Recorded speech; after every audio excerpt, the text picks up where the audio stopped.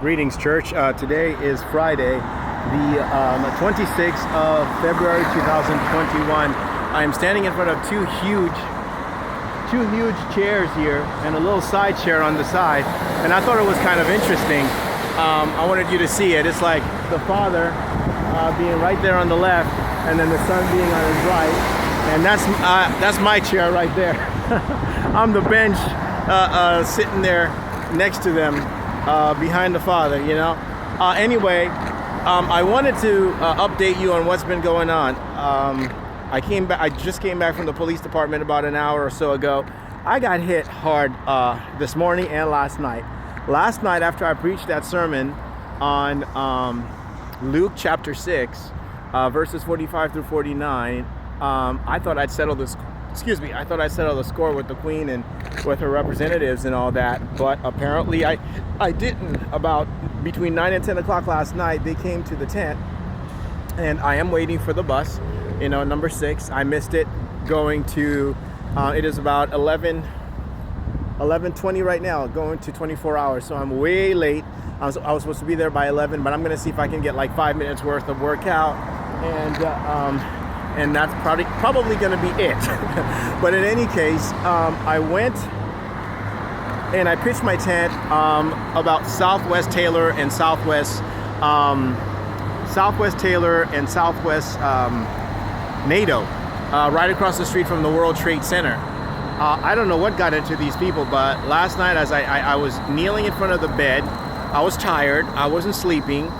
Somebody grabbed the back of the tent and just, as hard as they could. It felt like the whole thing was being uprooted out of the ground with everything that was in it. It was with so much force and animosity.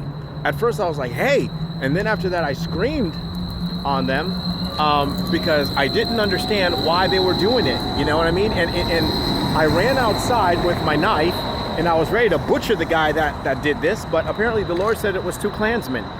And I'm assuming the Klan out of Britain responded because I made mention of the belittlement of the Queen, and they kept on coming back. Every time I go into the tent, I could feel the animosity. I didn't do much, except for I banged on a couple of windows, smashed a parking thing that was there, and one of those signs from the workers. Well, that was last night.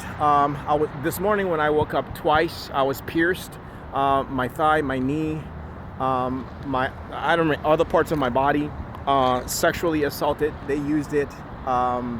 They came in, and I was in pain this morning. I was pissed off, so I went to try to get some milk from Peterson's. I didn't get any milk from Peterson.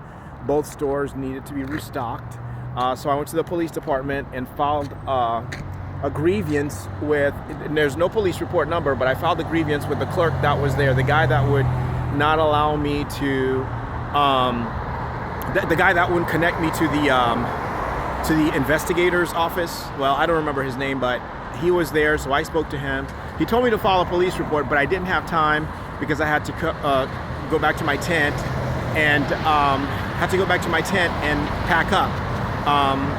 When I went back to the tent, I went to Starbucks, got some hot water for some tea, and I ate a sandwich,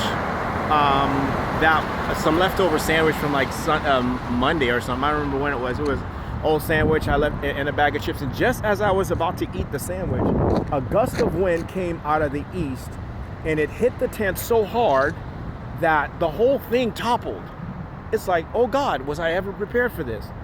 There was one of those big signs that you put in the middle of the street, metal and wood, where it says, you can't go any further in this direction because the street is closed.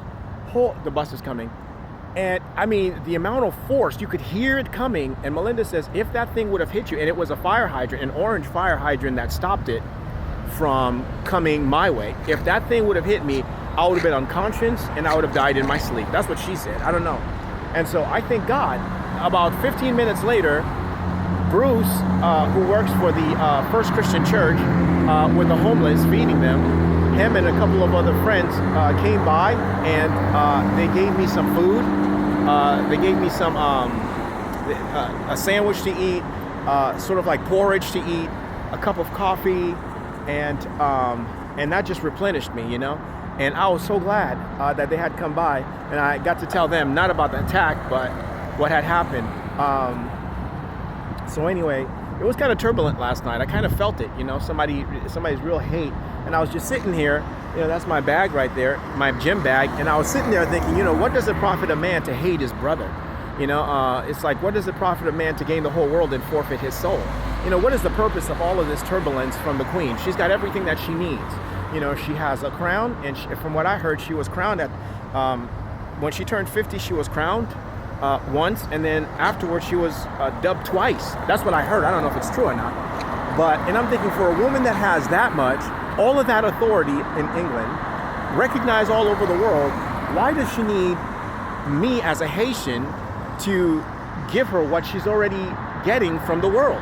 I mean, I'm a Christian man, and one Christian man is not going to change, you know, this woman's position in the world. And so, you know, so I asked the question to everyone: what does it profit a man, you know, not only to gain the whole world and forfeit his soul, but what does it profit a man or a woman or a king or a queen, you know, to hate your brother? You know, here comes my bus. To hate your brother and to try to kill your brother for no reason at all. We are all sons of Adam and all sons of Noah, aren't we?